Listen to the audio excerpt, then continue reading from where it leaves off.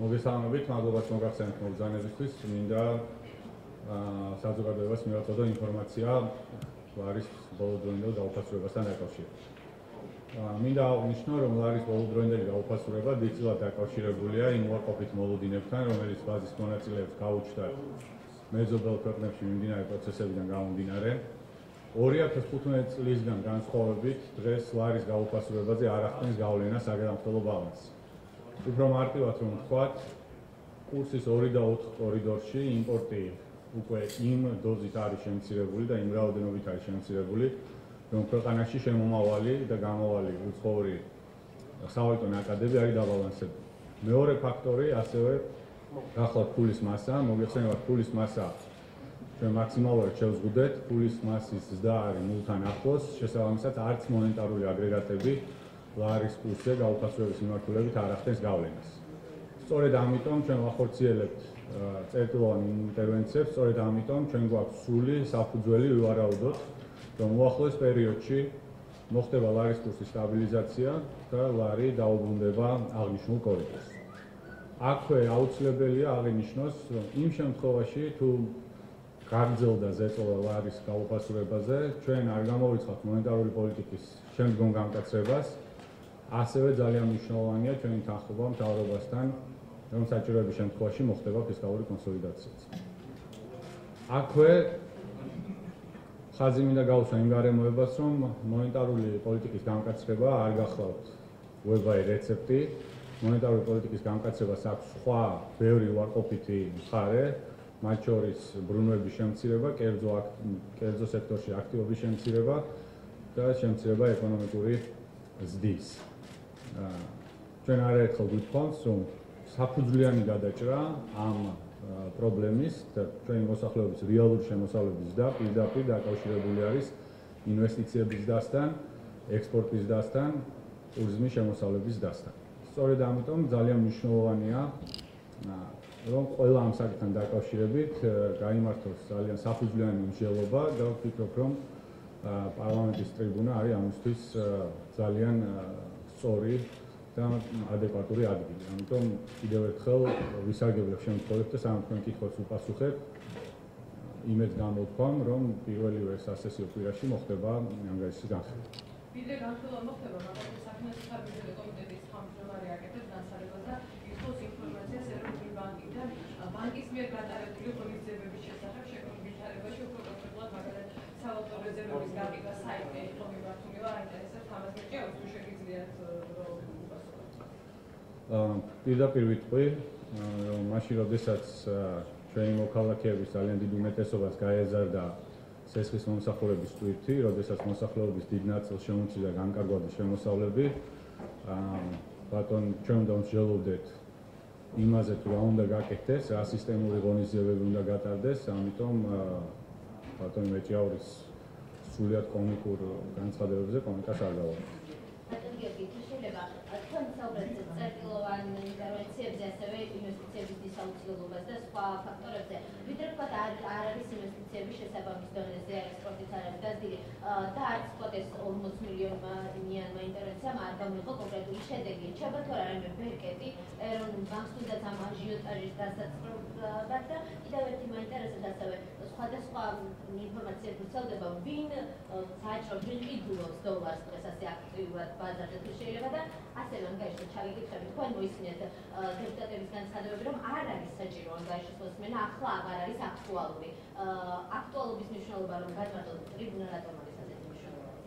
კი ბატონო, პირველ რიგში კიდევ ერთხელ გავიმეორებ, რომ განსხვავებით 2015 წლისგან, როდესაც ჩვენ გვქონდა დისბალანსი სავალუტო შემოდინება და გადინება შორის დაახლოებით მილიარდი დოლარის ოდენობით, დღეს 2 და 4 კორიდორის კურსში ეს დისბალანსი არის აღმოფხვილი და შესაბამისად იმპორტი არის შემცირებული. იმპორტის შემცირება თავისთავად არ არის კარგი, ვინაიდან ეს ნიშნავს, რომ ჩვენი მოსახლეობის მოხმარება შემცირდა, მაგრამ კურსზე მოქმედი ფაქტორებიდან გამომდინარე, ის კურსზე დადებითად მოქმედებს. რაც შეეხება ის, რომ რიგი დეპუტატები და სამწუხაროდ კომიტეტის თავმჯდომარეები აცხადებენ, რომ მათთვის არ არის საინტერესო ამ ანგარიშის მოსმენა და ამ თემებზე საუბარი.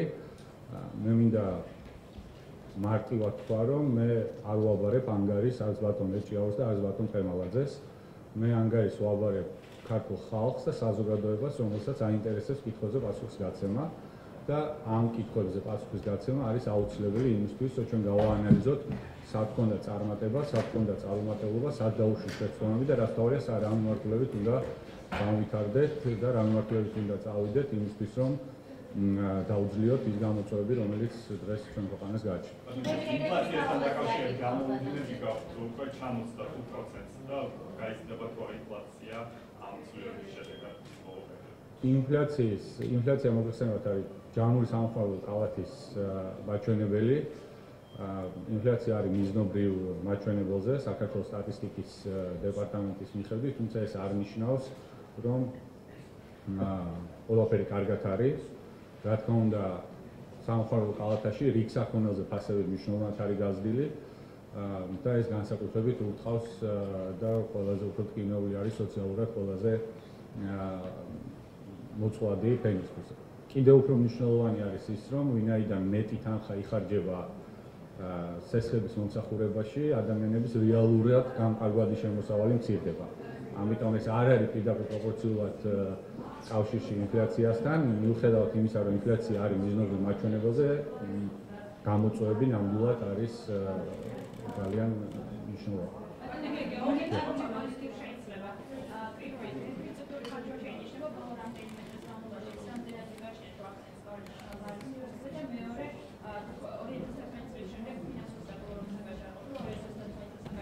როდესაც ჩვენ ვსაუბრობთ ფულის მასაზე მოქმედ ფაქტორებზე, აქ აუცილებელია აღინიშნოს, ჩვენ უნდა ვისაუბროთ კონსოლიდირებულად ყველა აგრეგატზე, ჯამურად კიდევ ერთხელ მინდა ვთქვა, რომ ფულის მასის და არის დაყვანილი ნულთან ახლოს.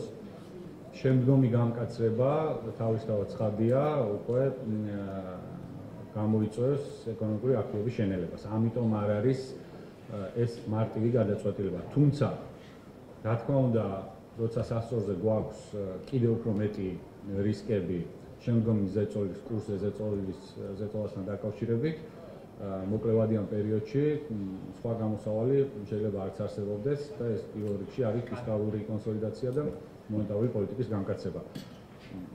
რაც შეეხება ფინანსური სტაბილურობის ანგარიშს, ფინანსური სტაბილურობის ანგარიში არანაირ კავშირში არ არის 2014 წლის ანგარიშთან.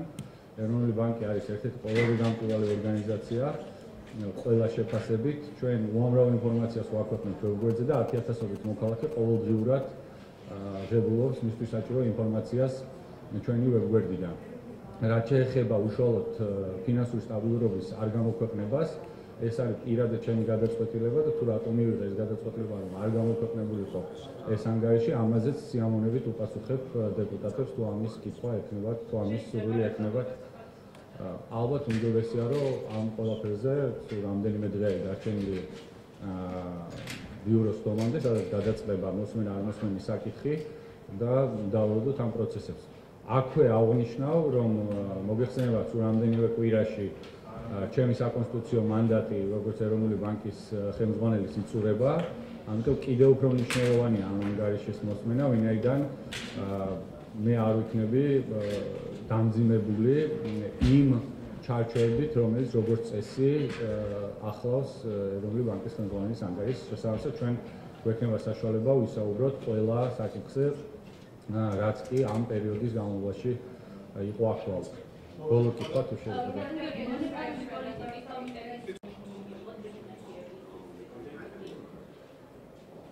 ძალიან რთული საქმე არის რა როგორ განვითარდება მოვლენების იმ განმავლობაში, ეს ბევრ ფაქტორზეა დამოკიდებული.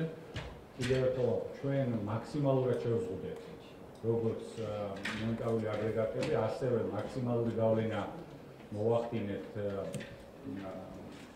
მონეტარული პოლიტიკის მეშვეობით გადაცემის არხებზე, იმ ზღვარზე, რა ზღვარზეც ჩვენ ჯერ კიდევ გვაქვს ეკონომიკური ზრდა. ამიტომ საპირწონე არის ძალიან მნიშვნელოვანი სხვა უარყოფითი მხარეები, რომელიც ახლავს მონეტარული პოლიტიკის განკაცებას.